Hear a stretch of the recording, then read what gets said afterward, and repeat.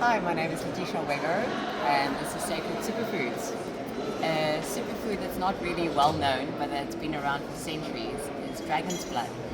So dragon's blood comes from the Draco tree. It's a tree resin, and when the tree gets cut, it bleeds red, hence the name dragon's blood. So it's one of the highest anti-inflammatories in the world.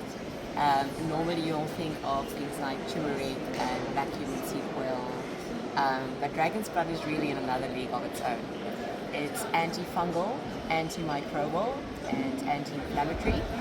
It's very good for feeding your gut microbiome, and also very unique property is that it detoxes heavy metals.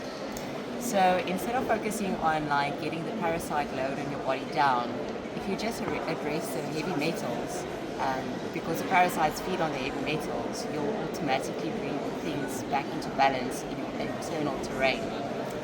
It's also very good for cleaning your blood, and there are many uses for it. To take it internally, you can just mix it into water, into yogurt, coffee or tea.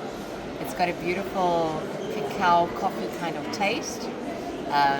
So that is taking it internally, and then topical uses is applying it to eczema skin, to cuts, skin burns, and you simply mix it with a bit of tallow, castor oil or coconut oil, and apply it to the area.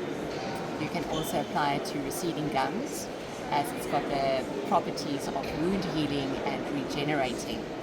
So dragon's blood, safe for children and very safe for animals as well.